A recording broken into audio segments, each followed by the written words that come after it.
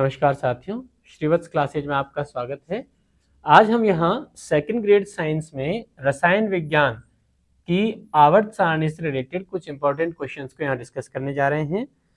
देखें तो हम अपने प्रश्नों के साथ में फिर से स्टार्ट करें।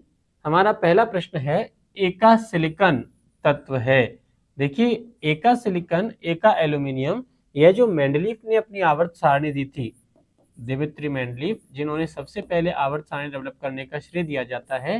मेंडलीफ ने जब अपनी आवर्त सारणी दी तो उन्होंने कुछ तत्व जिनकी उस समय तक डिस्कवरी नहीं हुई थी उनके लिए खाली जगह छोड़ दी। ठीक है, कुछ तत्व जिनकी डिस्कवरी नहीं हुई थी उनके लिए इन्होंने क्या किया, ब्लैंक स्पॉट या खाली जगह छोड़ दिया और उनके गुणों को प्रिडिक्ट करने का काम किया। तो ऐसे ही उन्होंने बताया कि एल्यूमिनियम के नीचे कोई एलिमेंट होना चाहिए जिसका परमाणु भार जो है वो इस रेंज में आ रहा है। ऐसे ही एल्यूमिनियम के अलावा इन्होंने सिलिकॉन के नीचे आने वाले तत्व के नीचे भी खाली जगह छोड़ दी।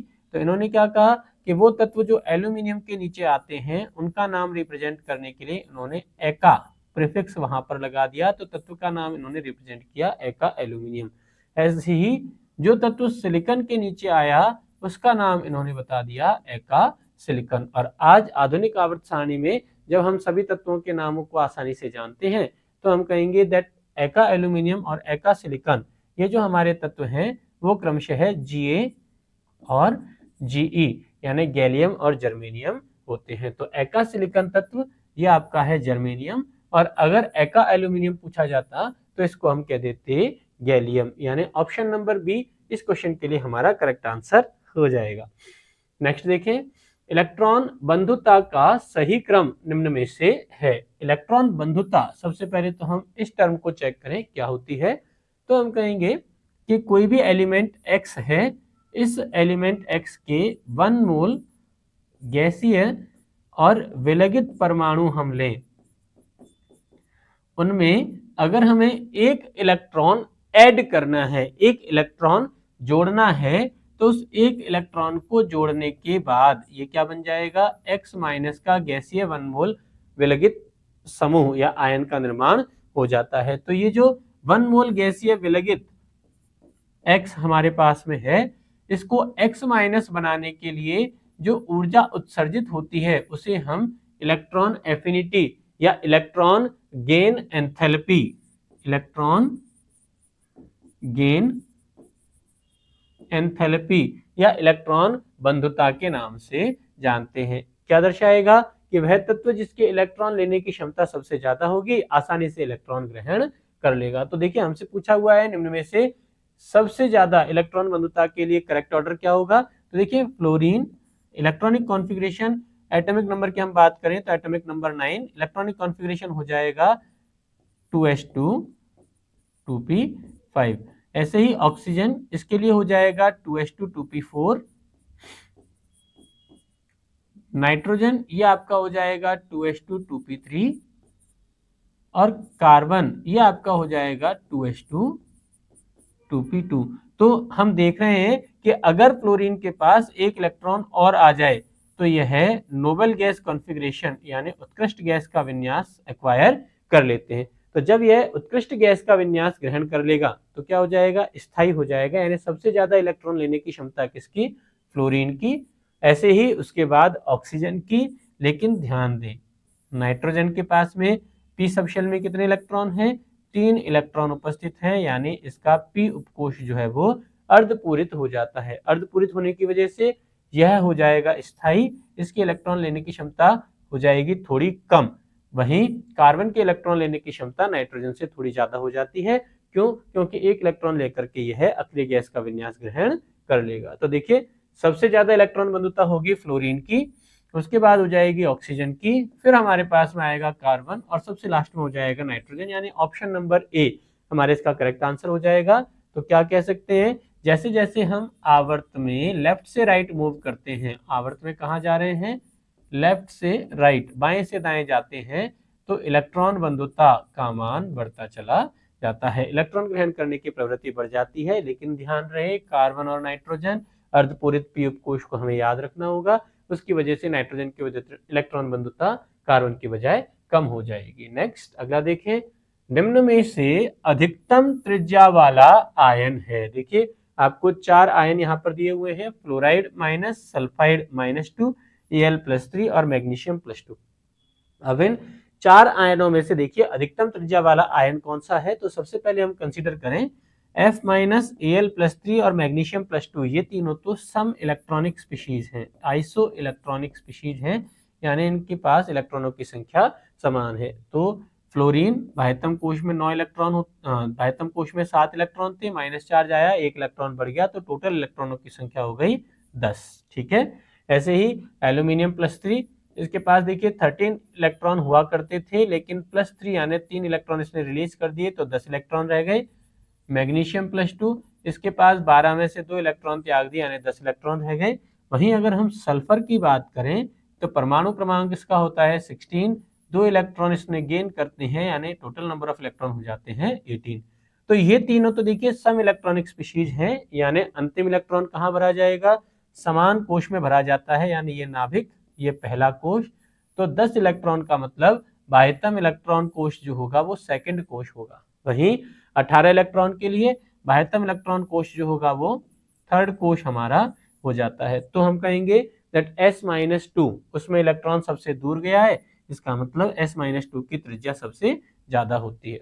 लेकिन अगर हमसे एल्यूमिनियम, मैग्नीशियम और F- के लिए पूछ लिया जाता तो हम कहेंगे एल्यूमिनियम, मैग्नीशियम और F- में से वह ऋणायन जिसका आवेश जितना ज्यादा होता है उसकी आयनिक त्रिज्या भी उतनी ही ज्यादा हो जाती है। तो F-, इस पर आवेश एक माइनस का एक है, इन दोनों पर क्या है +2 +3 यानी धनावेशित है, तो धनावेश की परमाणु त्रिज्या ऋणावेश की परमाणु त्रिज्या की बजाय छोटी होती है। और यहाँ सल्फाइड जो है उसके लिए तो कोश का मान बढ़ जाता है, इसलिए उसकी परमाणु त्रिज्या सबसे बड़ी हो जाएगी। तो ऑप्शन नंबर बी इस प्रश्न के लिए हमारा करेक्ट आंसर हो जाएगा। नेक्स्ट देखें, अधिकतम परमाणु त्रिज्या वाली स्पीशीज है। देखिए आपको यहाँ 4 ऑप्शन दिए हुए हैं और आपसे पूछा है इन चारों में से सबसे ज्यादा परमाणु त्रिज्या किसकी होगी। देखिए तो हमसे पहला ऑप्शन है पोटेशियम कैटायन, यानी परमाणु क्रमांक 19 और एक धनावेश है,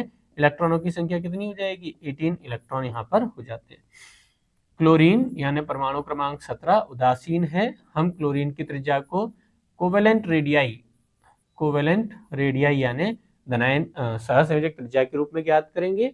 आर्गन परमाणु क्रमांक 18, यह उत्कृष्ट गैस है। कैसी है ये, उत्कृष्ट गैस है, और उत्कृष्ट गैस की जो परमाणु त्रिज्या है वो वान डेर वाल त्रिज्या के रूप में कैलकुलेट की जाती है। किसके रूप में, वान डेर वाल त्रिज्या के रूप में कैलकुलेट की जाती है। और नाइट्रोजन ये परमाणु क्रमांक 7, इसकी त्रिज्या जो है वो सहसंयोजक त्रिज्या के रूप में देखी जाएगी।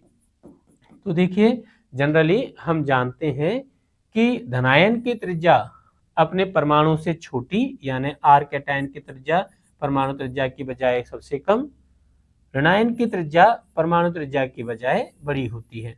ठीक है, नेक्स्ट और सबसे इंपॉर्टेंट बात जो हमें याद रखनी है, जितनी भी उत्कृष्ट गैसें हैं उन सभी में परमाणु त्रिज्या वान डेर वाल त्रिज्या के रूप में कैलकुलेट की जाती है। और वान डेर वाल त्रिज्या कब निकालेंगे, जहां हम कहेंगे कि एक परमाणु ए दूसरे परमाणु ए के साथ वीक इंटरेक्शन बनाता है, जिसमें किसी तरह का कोई ओवरलैपिंग नहीं होता। तो जब हम इस बंद दूरी को हाफ करेंगे तो परमाणु त्रिज्या से थोड़ा बड़ा मान हमें यहाँ प्रेक्षित हो जाएगा। तो क्या कहेंगे दैट परमाणु त्रिज्या वान डेर वाल त्रिज्या अगर हो, परमाणु त्रिज्या अगर वान डेर वाल रेडियस अगर है तो वह सबसे बड़ी रेडियाई हमारे पास में आ जाएगी, यानी आर्गन की जो परमाणु त्रिज्या है वो सबसे अधिक बड़ी होती है। ऑप्शन नंबर सी इस प्रश्न के लिए हमारा करेक्ट आंसर हो जाएगा। नेक्स्ट देखें, तत्व X के वर्ग का इलेक्ट्रॉनिक विन्यास NH2NP1 है, इसके ऑक्साइड का सूत्र एवं उसकी प्रकृति क्या होगी। देखिए अब बाह्यतम कोश का इलेक्ट्रॉनिक विन्यास हमें यहाँ दिया हुआ है NH2NP1, तो हम कहें कि एलिमेंट X जो है उसके बाह्यतम कोश में 3 इलेक्ट्रॉन उपस्थित हैं, P1 इलेक्ट्रॉनिक कॉन्फ़िगरेशन है, इसका मतलब ये कहाँ 13वें वर्ग से बिलोंग करेगा। अब ये 13वें वर्ग से बिलोंग करेगा तो क्या होगा कि यह मैक्सिमम 3 इलेक्ट्रॉन रिलीज करके धनायन त्रिधनावेशित आयन बना लेगा, यानी X का ऑक्सीडेशन नंबर हो जाएगा +3। अब यह है ऑक्साइड हमें बनाना है, ऑक्साइड यानी ऑक्सीजन का ऑक्सीडेशन नंबर क्या हो जाएगा -2। तो इन दोनों का अगर हम उदासीन यौगिक बनाएं तो ये क्या हो जाएगा X2O3 प्रकार का ऑक्साइड हो जाता है। अब ये 13वां वर्ग कहाँ आता है, P ब्लॉक से बिलोंग करता है, यानी अगर हम बाईं ओर हैं तो यह क्षारीय प्रकृति का होगा, अगर हम दाईं ओर जा रहे हैं तो यह अम्लीय प्रकृति का होगा।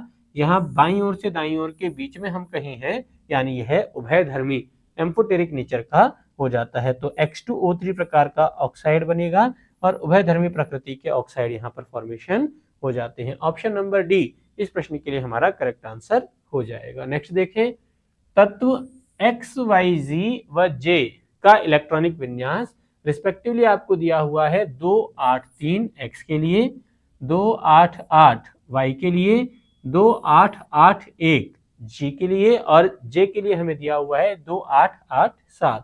अधिकतम धात्विक गुण दर्शाने वाला तत्व कौन सा है? देखिए धातु गुण के लिए हम कहेंगे, मान लीजिए एलिमेंट M कोई है, अगर वह आसानी से इलेक्ट्रॉन त्याग सकता है और धातु धनायन बना लेता है, +1 आवेश वाला कैटायन बना लेता है, तो इस M को हम कहेंगे धातु। M को क्या कहेंगे? धातु। अब यहाँ आप लोग चेक करें कि वो जिसके इलेक्ट्रॉन त्यागने की क्षमता सबसे ज्यादा है। देखिए यहाँ इलेक्ट्रॉनिक कॉन्फ़िगरेशन में बाह्यतम कोश में 3 इलेक्ट्रॉन है, यानी निकटतम अक्रिय गैस विन्यास के लिए इन्हें 3 इलेक्ट्रॉन देने होते हैं। यहाँ देखिए बाह्यतम कोश के पास 8 इलेक्ट्रॉन है, यानी इन्हें इलेक्ट्रॉन लेने या देने की कोई आवश्यकता नहीं है। अगर यहाँ देखें तो बाह्यतम कोश में 1 इलेक्ट्रॉन है और अगर ये 1 इलेक्ट्रॉन दे तो आसानी से उत्कृष्ट गैस का विन्यास ग्रहण कर लेंगे। वहीं 7 इलेक्ट्रॉनों वाला क्या करेगा, 1 इलेक्ट्रॉन लेकर के उत्कृष्ट गैस विन्यास को प्राप्त करने की कोशिश करेगा। तो देखिए J बराबर क्या, 8 इलेक्ट्रॉन करने के लिए 1 इलेक्ट्रॉन लेना पड़ता है, यानी नेगेटिव आवेश आएगा, तो यह तो आपका अधात्विक हो जाएगा। Y इसको तो इलेक्ट्रॉन लेने या देने की जरूरत ही नहीं है, यानी उत्कृष्ट गैस में कंसिडर किया जाएगा।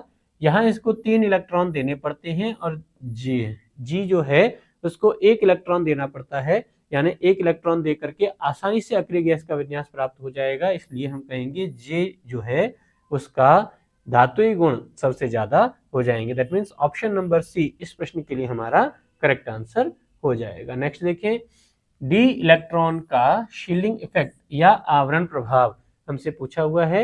ऑप्शन दे रखे हैं, एस इलेक्ट्रॉन से कम, एस इलेक्ट्रॉन से अधिक, एस इलेक्ट्रॉन के समान और पी इलेक्ट्रॉन के समान है। तो सबसे पहले हम कंसिडर करें आवरण प्रभाव, या इसको हम परिरक्षण प्रभाव, या इसी को हम शील्डिंग इफेक्ट भी कह देते हैं।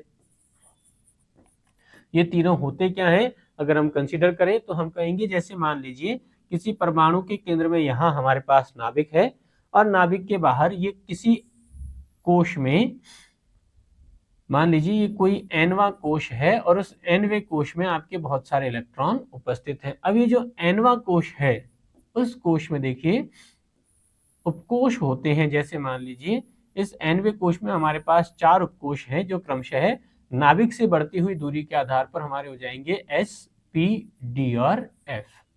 ठीक है, अब ये 4 कोशों में इलेक्ट्रॉन हमारे उपस्थित हैं और ये किसी भी परमाणु का बाह्यतम कोश हमें दिया हुआ है। जैसे मान लीजिए N1 हमने इसको कह दिया, ये क्या है, इसका बाह्यतम कोश है। तो अब नाभिक में हम कहते हैं पॉजिटिव चार्ज यानी प्रोटॉन रहते हैं, तो पॉजिटिव चार्ज वाले प्रोटॉन क्या करेंगे, इस इलेक्ट्रॉन को अपनी तरफ खींचने की कोशिश करते हैं और इस कोशिश को हम कहते हैं नाभिकीय आकर्षण बल। वहीं F उपकोश में जो इलेक्ट्रॉन है या D उपकोश में जो इलेक्ट्रॉन है या अंदर वाले उपकोशों में जो इलेक्ट्रॉन है वो क्या करेंगे, इस समान आवेश वाले इलेक्ट्रॉन को प्रतिकर्षित करने का काम करते हैं, जिसे हम कहेंगे इलेक्ट्रॉन प्रतिकर्षण। तो कुल मिलाकर हम देखें बाह्यतम कोश के इलेक्ट्रॉन पर 2 तरह के बल कार्य कर रहे हैं। पहला, नाभिक के द्वारा इलेक्ट्रॉनों को खींचा जा रहा है यानी नाभिकीय आकर्षण बल, और दूसरा अंतः कोशों में उपस्थित इलेक्ट्रॉनों द्वारा बाह्यतम कोश के इलेक्ट्रॉन को प्रतिकर्षित किया जा रहा है यानी इलेक्ट्रॉन प्रतिकर्षण बल। अब इस इलेक्ट्रॉन इलेक्ट्रॉन प्रतिकर्षण बल की वजह से इस बाह्यतम कोश के इलेक्ट्रॉन पर क्या होगा, लगने वाले नाभिकीय आकर्षण का मान अपने वास्तविक मान से थोड़ा कम हो जाता है और इसे ही हम क्या कहेंगे, परिरक्षण प्रभाव या शील्डिंग इफेक्ट कहेंगे। यानी बाह्यतम कोश के इलेक्ट्रॉनों पर अंतः कोश में उपस्थित इलेक्ट्रॉनों के द्वारा लगने वाले प्रतिकर्षण बल के कारण नाभिकीय आकर्षण बल के मान में कमी आ जाती है, जिसे हम परिरक्षण प्रभाव या शील्डिंग इफेक्ट कह देते हैं। अब ये शील्डिंग इफेक्ट जो हमारा है किस पर डिपेंड कर रहा है, अंतः कोशों में उपस्थित इलेक्ट्रॉनों से बाह्यतम कोश के इलेक्ट्रॉनों की दूरी पर निर्भर कर रहा है। जहां अगर दूरी घटेगी तो परिरक्षण प्रभाव अधिक लगेगा और अगर दूरी कम हो जाएगी तो हम कहेंगे परिरक्षण प्रभाव बढ़ जाएगा। ठीक है, चेक करें। अब डी उपकोश की एस उपकोश की तुलना में नाभिक से दूरी देखिए कंपैरेटिवली ज्यादा है। अगर डी उपकोश की दूरी ज्यादा है तो बाह्यतम कोश के इलेक्ट्रॉन से इसकी दूरी थोड़ी कम रह जाएगी और जब इलेक्ट्रॉन से दूरी कम रह जाएगी तो परिरक्षण प्रभाव ज्यादा लगेगा। यानी हम कहेंगे डी इलेक्ट्रॉन का आवरण प्रभाव एस इलेक्ट्रॉन की बजाय कंपैरेटिवली अधिक होता है। तो एफ उपकोश जो सबसे ज्यादा बाह्यतम कोश के नजदीक है, सबसे अधिक परिरक्षण प्रभाव, फिर डी उपकोश, फिर पी उपकोश और सबसे कम परिरक्षण प्रभाव आपके एस उपकोश का होता है। तो डी उपकोशों के लिए यहाँ पर हमसे स्पेसिफिक पूछा हुआ है, हम कहेंगे एस इलेक्ट्रॉनों से अधिक इनका आवरण प्रभाव, परिरक्षण प्रभाव या शील्डिंग इफेक्ट हो जाता है। अगला प्रश्न देखें, सीरियम की सामान्य ऑक्सीडेशन नंबर है। देखिए सीरियम आवर्त सारणी में हमारे 58 परमाणु क्रमांक वाला तत्व जिसका एटॉमिक सिंबल हो जाएगा Ce। यह लेंथेनाइड श्रेणी में आने वाला पहला एलिमेंट है जिसका इलेक्ट्रॉनिक कॉन्फ़िगरेशन अगर हम कंसीडर करें तो ये हो जाएगा जीनन। इससे पहले आने वाली उत्कृष्ट गैस परमाणु क्रमांक 54, उसके बाद यहाँ हम कहेंगे 6s2, फिर यहाँ आ जाएगा 5d1 और फिर हो जाएगा 4f1। ठीक है, तो यहाँ देखिए बाह्यतम कोश यानी 6s के दोनों इलेक्ट्रॉन रिलीज किए जा सकते हैं, थोड़ी सी ऊर्जा पाकर 5d कोश का इलेक्ट्रॉन भी निकल जाएगा, यानी 3 इलेक्ट्रॉन यह त्याग सकता है, तो +3 इलेक्ट्रॉनिक कॉन्फ़िगरेशन इसका हो जाएगा ऑक्सीडेशन नंबर। और जब यह अंतः कोश यानी उपांत्य कोश 4f का भी एक इलेक्ट्रॉन त्याग दे तो इसका ऑक्सीडेशन नंबर हो जाएगा +4, जिसमें यह निकटतम अक्रिय गैस यानी जीनन के बराबर का इलेक्ट्रॉनिक कॉन्फ़िगरेशन रिप्रेजेंट कर सकता है। तो इसकी सामान्य ऑक्सीकरण अवस्थाएं 2 हो जाएंगी, कौन कौन सी, जब यह NS और N-1d उपकोश का इलेक्ट्रॉन त्यागता है यानी 3, और जब यह N-2f का उपकोश भी इलेक्ट्रॉन रिलीज कर दे यानी +4 इसके ऑक्सीडेशन नंबर हो सकती है। तो +3 और +4 दोनों ऑक्सीकरण अवस्थाएं सीरियम के द्वारा प्रदर्शित की जा सकती हैं। ऑप्शन नंबर सी इस प्रश्न के लिए हमारा करेक्ट आंसर हो जाएगा। नेक्स्ट देखें, एक तत्व है R, वह R2O5 प्रकार का ऑक्साइड बनाता है, तत्व R सदस्य होगा। देखिए तत्व R हमें दे रखा है और इसके ऑक्साइड का फॉर्मूला क्या है, R2O5, यानी तत्व R का अगर ऑक्सीडेशन स्टेट देखें तो यह +5 ऑक्सीडेशन स्टेट को प्रदर्शित कर रहा है। +5 ऑक्सीडेशन स्टेट का मतलब R एलिमेंट ने कम से कम 5 इलेक्ट्रॉन रिलीज किए हैं, यानी R कोई ऐसा एलिमेंट है जिसके nth शेल या हम कहें संयोजकता कोश में, इसमें संयोजकता कोश में 5 इलेक्ट्रॉन होने चाहिए। अगर संयोजकता कोश में 5 इलेक्ट्रॉन वाले वर्ग की हम बात करें तो वो वर्ग हमारा हो जाता है वर्ग संख्या 15, जहां 13वें वर्ग में केवल 3 इलेक्ट्रॉन है, 15वें वर्ग में बाह्यतम कोश में 5 इलेक्ट्रॉन है, 16वें वर्ग में 6 इलेक्ट्रॉन है और दूसरे वर्ग में केवल 2 इलेक्ट्रॉन है। तो ऑप्शन नंबर बी इस प्रश्न के लिए हमारा करेक्ट आंसर हो जाएगा। नेक्स्ट देखें, लगभग रासायनिक समानता दर्शाने वाले तत्व युग्म कौन से हैं, यानी आपसे उन तत्वों का जोड़ा पूछा हुआ है जिनके गुणों में लगभग समानता होती है। तो देखिए कॉपर और सल्फर नहीं, एक डी ब्लॉक यानी संक्रमण धातु तत्व है, दूसरा पी ब्लॉक का अधातु है, दोनों के गुणों में समानता नहीं होती। सोडियम और एल्यूमिनियम ये क्षार धातु और ये पी ब्लॉक की धातु है, इनके गुणों में भी समानता नहीं होती। टाइटेनियम और जिरकोनियम ये दोनों संक्रमण धातु तत्व हैं लेकिन इनके भी गुणों में समानता नहीं होती। वहीं जिरकोनियम और हॉफनियम ये वो तत्व हैं जिनके गुणों में समानता होती है। ये कहाँ संक्रमण धातु तत्व हैं और 4D और 5D श्रेणी से बिलोंग करते हैं। कहाँ से, 4D और 5D श्रेणी से बिलोंग करते हैं और दोनों ही तत्व जो हैं वर्ग संख्या 4 में आते हैं। तो जो समान वर्ग में आएगा उन तत्वों के गुणों में समानता हो जाएगी, यानी ऑप्शन नंबर डी इस प्रश्न के लिए हमारा करेक्ट आंसर हो जाएगा। देखिए संक्रमण तत्व परिवर्तनशील ऑक्सीडेशन नंबर ऑक्सीकरण अवस्था दर्शाते हैं क्योंकि निम्न कोश से इलेक्ट्रॉन त्याग सकते हैं। अगर हम संक्रमण तत्वों का इलेक्ट्रॉनिक कॉन्फ़िगरेशन लिखें तो संक्रमण तत्व यानी डी ब्लॉक के तत्व जो होते हैं उनका सामान्य इलेक्ट्रॉनिक कॉन्फ़िगरेशन ये लिखा जाता है NS12 और उससे पहले आपके पास हो जाएगा N-1D 1 से लेकर 10। तो यहाँ हम देख रहे हैं N-1D की जो एनर्जी है वो NS उपकोश की ऊर्जा के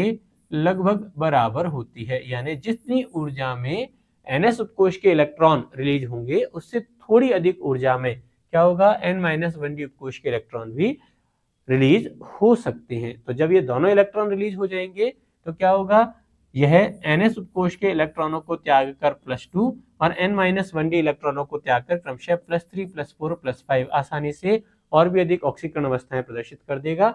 यानी कौन कौन से कोश से, N-1D और NS कोश के इलेक्ट्रॉन किसी संक्रमण तत्व के द्वारा त्याग दिए जा सकते हैं, इसलिए यह परिवर्तनशील ऑक्सीकरण अवस्था दर्शा सकता है। ये इनका कैरेक्टरिस्टिक प्रॉपर्टी होता है जिसकी वजह से जनरली इनका उपयोग अच्छे उत्प्रेरकों के रूप में किया जाता है। तो ऑप्शन नंबर सी इस क्वेश्चन के लिए हमारा करेक्ट आंसर हो जाएगा। नेक्स्ट देखें, गैडोलिनियम GD, ये हमें तत्व का नाम लिख कर दिया हुआ है, उसका एटॉमिक सिंबल हमने दिया है और आपसे कहा है कि GD का बाह्यतम कोश का इलेक्ट्रॉनिक विन्यास क्या है। बाह्यतम कोश का इलेक्ट्रॉनिक विन्यास हमें यहाँ पर पूछा हुआ है। तो देखिए GD हम कहें यह आवर्त सारणी में 4f ब्लॉक यानी लेंथेनाइड श्रेणी से बिलोंग करता है, जिसका सामान्य इलेक्ट्रॉनिक विन्यास हमारा हो जाएगा 4f 1 से लेकर 14, 5d 0 या 1 और 6s2।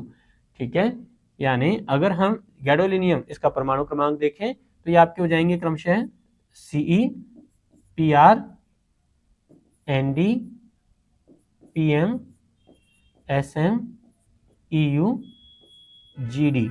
ठीक है, यानी 58, 59, 60, 61, 62, 63, 64 रिस्पेक्टिवली। हम कहें तो 4f 1 से लेके 2, 3, 4, 5, 6, 7 यानी इलेक्ट्रॉनिक कॉन्फ़िगरेशन क्या हो जाएगा, 4f7, 5d1, 6s2 इसका इलेक्ट्रॉनिक कॉन्फ़िगरेशन हो जाता है। तो 4f7, 5d1, 6s2 gadolinium GD atomic symbol वाले तत्व का इलेक्ट्रॉनिक विन्यास हो जाएगा। ऑप्शन नंबर डी इस क्वेश्चन के लिए हमारा करेक्ट आंसर होगा। नेक्स्ट देखें, न्यूनतम घनत्व वाली संक्रमण धातु कौन सी है। अब आपसे घनत्व पूछा हुआ है तो देखिए हम जानते हैं डेंसिटी या घनत्व ये हमारा होता है mass upon volume. Density D is equals to होता है मास अपॉन वॉल्यूम, जहां मास यानी द्रव्यमान और वॉल्यूम यानी आयतन हमारा है। ठीक है, मास किस पर डिपेंड करेगा, परमाणु क्रमांक और परमाणु भार पर निर्भर करेगा, और आयतन यह किस पर, परमाणु त्रिज्या के मान पर निर्भर करेगा। अब संक्रमण धातुओं की यानी डी ब्लॉक की तत्वों की बात हो रही है तो हम कहेंगे जब हम लेफ्ट से राइट यानी बाएं से दाएं मूव करेंगे तो क्रमशः परमाणु क्रमांक बढ़ता जाता है, इसका मतलब एटॉमिक वेट भी क्या होगा, बढ़ता चला जाएगा। अगर एटॉमिक वेट बढ़ता हुआ जाए तो हम क्या कहेंगे, द्रव्यमान बढ़ता है, इसका मतलब डेंसिटी का मान भी अधिक हो जाएगा। तो हमसे न्यूनतम वाला पूछा हुआ है, हम कहेंगे स्कैनेडियम परमाणु क्रमांक 21, कॉपर 29, निकल इसका होगा 28 और जिंक इसका हो जाता है 30। यानी स्कैनेडियम सबसे कम परमाणु क्रमांक वाला तत्व, संक्रमण तत्वों में सबसे पहला तत्व जिसका द्रव्यमान सबसे कम होगा, इसलिए इसका घनत्व भी सबसे कम हो जाएगा। तो ऑप्शन नंबर सी इस क्वेश्चन के लिए हमारा करेक्ट आंसर हो जाएगा। अगला देखें, उपधातु है। आपसे पूछा हुआ है कि इन चार तत्वों में से वो कौन तत्व है जो मेटलॉइड है, जिसमें मेटल और नॉन मेटल दोनों के ही समान गुण पाए जाते हैं। तो हम कहेंगे Ge जो है वो हमारा मेटलॉइड एलिमेंट होता है यानी उपधातु तत्व होता है। अगला देखें, त्रिक नियम दर्शाने वाला समूह है। अब ये त्रिक नियम क्या होता है, ध्यान दें। तो आवर्त सारणी के विकास की अगर हम बात करें तो एक साइंटिस्ट हमारे हुए जिनका नाम था डोबेराइनर। इन्होंने क्या किया कि परमाणुओं के गुणों में समानता दर्शाने वाले तीन तीन तत्वों का एक ग्रुप इन्होंने डिफाइन किया, जिसको इन्होंने नाम दिया था ट्रायड। क्या नाम दिया था, ट्रायड। और ऐसे कुछ तत्व इन्होंने अपने रखे जिसमें इन्होंने बताया कि अगर हम पहले एलिमेंट और तीसरे एलिमेंट के परमाणु भार का औसत निकालें, किसका, परमाणु भार का औसत निकालें, तो तो यह दूसरे एलिमेंट के परमाणु भार के औसत के बराबर हो जाता है। तो यहाँ देखें HON, CNO और ClBrI और सोडियम पोटेशियम सीजियम में से हम कहेंगे क्लोरीन, ब्रोमीन और आयोडीन जो एलिमेंट हैं वो हमारे क्या होते हैं, डोबराइनर ट्रायड के एलिमेंट काउंट किए जाते हैं। यहाँ सोडियम पोटेशियम के साथ में अगर लिथियम होता, लिथियम सोडियम पोटेशियम अगर होता तो ये भी क्या होते हैं, डोबराइनर ट्रायड के एलिमेंट हो जाते हैं। तो डोबराइनर त्रिक में हमने कौन कौन से क्लोरीन, ब्रोमीन और आयोडीन तत्व रखे गए हैं। नेक्स्ट देखें, अम्लीय सामर्थ्य का सही क्रम है। अभी देखिए किसी भी दिए गए एलिमेंट, यहाँ पर देखिए हमें क्या कर रखा है, इनके ऑक्साइड यहाँ पर दिए हुए हैं।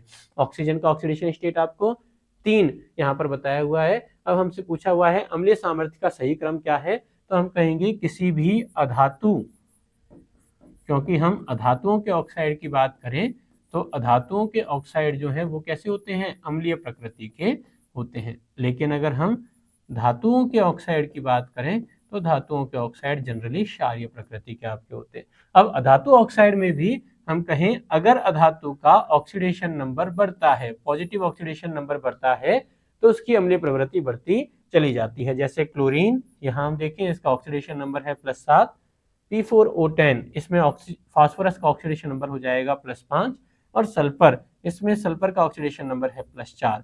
तो रिस्पेक्टिव हम क्या देख रहे हैं कि ऑक्सीडेशन नंबर में कमी आ रही है और ऑक्सीडेशन नंबर अगर घटेगा तो अम्लीय प्रवृत्ति भी क्रमशः घटती चली जाएगी। तो सबसे ज्यादा अम्लीय कौन, Cl2O7 हमारा हो जाता है और सबसे कम अम्लीय कौन, सल्फर डाइऑक्साइड हो जाता है। ऑप्शन नंबर सी इस प्रश्न के लिए हमारा करेक्ट आंसर हो जाएगा। नेक्स्ट देखें, सोडियम हमसे पूछा हुआ है, एक ऐसा एलिमेंट +2 ऑक्सीडेशन नंबर नहीं दर्शाता। क्यों?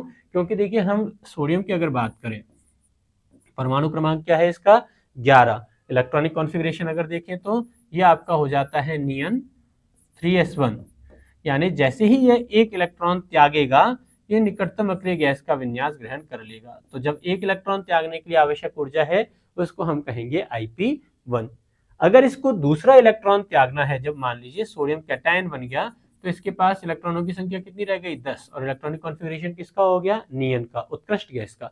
तो दूसरा इलेक्ट्रॉन जब इसको त्यागना है तो उसको 10 इलेक्ट्रॉन वाले नियन यानी उत्कृष्ट गैस में से त्यागना होता है, जिसके लिए आयनाइजेशन पोटेंशियल हो जाएगा IP2। ठीक है, तो हम जानते हैं उत्कृष्ट गैस आसानी से इलेक्ट्रॉन नहीं त्यागती, यानी IP2 आयनन विभव 2 का मान IP1 आयनन विभव 1 की तुलना में बहुत ज्यादा हो जाता है, क्योंकि उत्कृष्ट गैस से इलेक्ट्रॉन निकालने के लिए हमें बहुत अधिक ऊर्जा की आवश्यकता होगी। इसलिए सोडियम कभी भी +2 ऑक्सीडेशन नंबर रिप्रेजेंट नहीं करता। IP2 का मान उच्च है, इसलिए सोडियम +2 ऑक्सीडेशन नंबर नहीं दर्शाता। ऑप्शन नंबर बी इस क्वेश्चन के लिए हमारा करेक्ट आंसर हो जाएगा। नेक्स्ट देखें, तत्व ए के बाह्यतम कोश में 6 इलेक्ट्रॉन हैं और एक्स के बाह्यतम कोश में कितने, 3 इलेक्ट्रॉन आपको दिए हुए हैं। तो आपसे पूछा है यौगिक का अणुसूत्र क्या होगा। देखिए ए है, इसके बाह्यतम कोश में 6 इलेक्ट्रॉन है और ऑक्टेट कंप्लीट करने के लिए कितने, इसे 2 इलेक्ट्रॉन और लेने होंगे, यानी ए का ऑक्सीडेशन स्टेट क्या हो जाएगा, -2।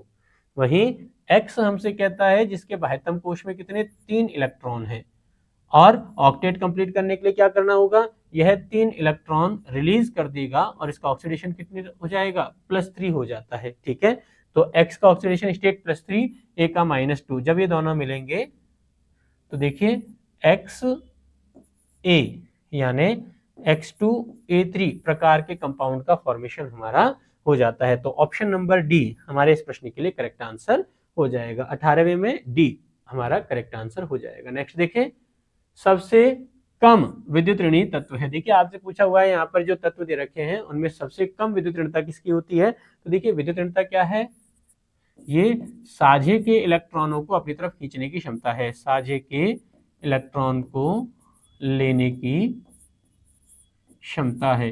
ठीक है, और हम जानते हैं आवर्त सारणी में अगर हम लेफ्ट से राइट जाएं तो इलेक्ट्रॉन नेगेटिविटी या विद्युत ऋणता का मान क्रमशः बढ़ता चला जाता है। तो चेक करें, सीजियम, सोडियम ये दोनों पहले वर्ग के तत्व हैं, फर्स्ट ग्रुप के तत्व हैं। वहीं क्लोरीन आपके 17वें ग्रुप का तत्व है, यानी क्लोरीन की विद्युत ऋणता इन सभी में सबसे ज्यादा हो जाएगी, नंबर 1। तो सबसे ज्यादा का तो हमें पता चल गया क्लोरीन है।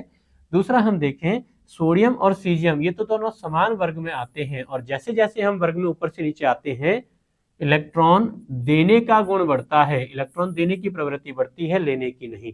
इसका मतलब सीजियम आसानी से इलेक्ट्रॉन देगा तो इलेक्ट्रॉन लेगा नहीं। तो हम कहेंगे सीजियम जो है उसकी विद्युत ऋणता जो है वो सबसे कम हो जाएगी। ऑप्शन नंबर सी इस प्रश्न के लिए हमारा करेक्ट आंसर हो जाएगा। नेक्स्ट देखें, आवर्त सारणी में अनिश्चित स्थान वाला तत्व कौन सा है, यानी वो तत्व कौन सा है जिसको आधुनिक आवर्त सारणी में भी निश्चित स्थान नहीं दिया गया है। तो देखें, हाइड्रोजन जो एलिमेंट है इसे हम आवर्त सारणी का आवारा तत्व कह सकते हैं, क्योंकि हाइड्रोजन जो है उसको आवर्त सारणी में कहीं भी स्थान नहीं दिया गया। यह क्यों? क्योंकि देखिए इसके बाह्यतम कोश में केवल एक इलेक्ट्रॉन उपस्थित होता है, यानी यह प्रथम वर्ग में आना चाहिए। लेकिन प्रथम वर्ग में हम जानते हैं सारी की सारी जो होती हैं वो धातुएं आती हैं। कैसी आती हैं? धातुएं। और हाइड्रोजन कैसा है? नॉन मेटल या अधातु होता है, इसलिए हाइड्रोजन को प्रथम वर्ग में हम नहीं रख सकते। ऐसे ही हम देखें, हाइड्रोजन जो है वो एक इलेक्ट्रॉन रिलीज करके H+ बना सकता है, लेकिन अगर हम इसको किसी धातु के साथ में रखें तो यह H- भी आसानी से बना लेता है। इसलिए हाइड्रोजन की आवर्त सारणी में स्थिति निश्चित नहीं है और ऐसे एलिमेंट को हम क्या कह देते हैं? आवारा तत्व कह देते हैं। तो हाइड्रोजन इस क्वेश्चन के लिए हमारा करेक्ट आंसर हो जाएगा। नेक्स्ट देखें, आवर्त सारणी के दाएं भाग में, राइट हैंड साइड में उपस्थित तत्व है। तो देखिए आवर्त सारणी के बाएं भाग में हम जानते हैं धातुएं होती हैं, और जैसे जैसे हम दाईं ओर जा रहे हैं क्या आएंगी? अधातुएं हमारी आ जाती हैं। तो आवर्त सारणी के दाएं भाग में क्या तत्व उपस्थित होते हैं? अधातु या नॉन मेटल उपस्थित होते हैं। संक्रमण तत्व वो हमारे मध्य भाग में आते हैं, और अंतः संक्रमण तत्व वो आवर्त सारणी में अलग से हमारे रखे गए हैं, जिन्हें हम 4f और 5f श्रेणी के नाम से जानते हैं। नेक्स्ट देखें, सबसे अधिक इलेक्ट्रॉन बंधुता दर्शाने वाला तत्व कौन सा है? इलेक्ट्रॉन बंधुता क्या? इलेक्ट्रॉन को ग्रहण करने की क्षमता होती है। और याद रहे, सबसे अधिक इलेक्ट्रॉन बंधुता दर्शाने वाला तत्व आपका कौन सा होता है? क्लोरीन होता है। तो इलेक्ट्रॉन ग्रहण करने की सबसे ज्यादा क्षमता वो आपकी है क्लोरीन की, सबसे अधिक इलेक्ट्रॉन बंधुता दर्शाने वाला तत्व। लेकिन अगर विद्युत ऋणता पूछे इलेक्ट्रॉन एफिनिटी के लिए तो करेक्ट आंसर होगा क्लोरीन। लेकिन अगर विद्युत ऋणता पूछा हुआ है, इलेक्ट्रॉन नेगेटिविटी पूछी हुई है, तो इलेक्ट्रॉन नेगेटिविटी का करेक्ट आंसर आपका क्या हो जाएगा? फ्लोरीन हो जाता है। तो सबसे ज्यादा इलेक्ट्रॉन बंधुता, देखो ध्यान दें, इलेक्ट्रॉन बंधुता पूछा हुआ है, हम कहेंगे क्लोरीन, ऑप्शन नंबर डी। लेकिन अगर विद्युत ऋणता पूछता तो हम कहते एफ, यानी ऑप्शन नंबर 20 प्रश्न के लिए हमारा करेक्ट आंसर हो जाता है। तो यहाँ इलेक्ट्रॉन बंधुता पूछी है, इसलिए ऑप्शन नंबर डी हमारे करेक्ट आंसर हो जाएगा। नेक्स्ट देखें, निम्न में से सही है। आपको यहाँ देखिए तीन स्टेटमेंट दिए गए हैं और आपसे पूछा हुआ है कि इनमें से सही कौन सा है। तो हम देखें, विद्युत ऋणता के क्रम की अगर बात करें तो इलेक्ट्रॉन ग्रहण करने की क्षमता फ्लोरीन की सबसे ज्यादा होती है, इसलिए FON और P ये हमारे इस क्वेश्चन के लिए करेक्ट आंसर हो जाएगा। आयनन ऊर्जा, ये इलेक्ट्रॉन को त्यागने की क्षमता है, और F की इलेक्ट्रॉन त्यागने की क्षमता सबसे कम होती है। ठीक है, ऐसे ही इलेक्ट्रॉन बंधुता का क्रम पूछे तो हम देखेंगे कि भाई क्लोरीन को फ्लोरीन से पहले आना चाहिए, यानी इन तीनों में से सबसे ज्यादा सही कौन सा हो जाएगा? ऑप्शन नंबर ए आपका हो जाता है। नेक्स्ट देखें, आधुनिक आवर्त सारणी में वर्ग में सभी तत्वों के गुण समान होते हैं। एक ही वर्ग में हम सभी तत्वों के गुण समान रखते हैं। क्यों? क्योंकि आधुनिक आवर्त सारणी में वो सभी तत्व जिनके इलेक्ट्रॉनिक विन्यास, बाह्यतम कोश का इलेक्ट्रॉनिक विन्यास समान होता है, उन्हें समान समूह या समान वर्ग में स्थान दिया गया है। तो हम क्या कहेंगे कि एक वर्ग के तत्वों का संयोजकता कोश इलेक्ट्रॉनिक विन्यास समान होता है, यानी ऑप्शन नंबर डी इस प्रश्न के लिए हमारा करेक्ट आंसर हो जाएगा। नेक्स्ट देखें, ऑक्सीजन की द्वितीय इलेक्ट्रॉनिक बंधुता ऊष्माशोषी प्रक्रम है, जबकि यह स्थायी विन्यास ग्रहण कर लेता है। तो देखिए ऑक्सीजन की अगर हम बात करें, परमाणु क्रमांक 8 इसका है। जब हम इसमें पहला इलेक्ट्रॉन देंगे तो ये क्या हो जाएगा? O- बन जाएगा, और इस प्रक्रम में जो एनर्जी निकलेगी उसको हम कहेंगे इलेक्ट्रॉन एफिनिटी 1। लेकिन जब हम इसे एक और इलेक्ट्रॉन इसमें ऐड करते हैं तो अब ये बन जाएगा O-2। देखें तो नया आने वाला इलेक्ट्रॉन पर कौन सा आवेश? ऋणावेश यहाँ पर हमारा होता है, और O- पर कैसा आवेश है? इस पर पहले से ही ऋणावेश है। तो O- का ऋणावेश नए आने वाले इलेक्ट्रॉन के ऋणावेश को रिपेल करता है, प्रतिकर्षित करता है या धक्का देता है। तो जब दोनों में रिपल्शन होगा तो प्रतिकर्षण के कारण हमें क्या करना पड़ेगा? इलेक्ट्रॉन को ऐड करने के लिए बाहर से ऊर्जा देनी पड़ेगी, और जब ऊर्जा ग्रहण करनी पड़ेगी तो प्रक्रम कैसा हो जाएगा? ऊष्माशोषी प्रक्रम होता है। हालांकि जैसे ही इसमें 10 इलेक्ट्रॉन हो जाएंगे, अक्रिय गैस का विन्यास ग्रहण कर लेता है, लेकिन O- क्या करेगा? नए इलेक्ट्रॉन को प्रतिकर्षित करेगा, इस वजह से क्या होगा, हमें एक्सटर्नल एनर्जी देनी पड़ती है। तो ऑप्शन नंबर सी इस प्रश्न के लिए हमारा करेक्ट आंसर हो जाएगा। तो देखिए ये हमारे कुछ प्रश्न थे जहां पर हमने आवर्त सारणी से रिलेटेड कुछ इंपॉर्टेंट टॉपिक्स डिस्कस किए। नेक्स्ट लेक्चर में हम नए प्रश्नों के साथ फिर से मिलेंगे। धन्यवाद।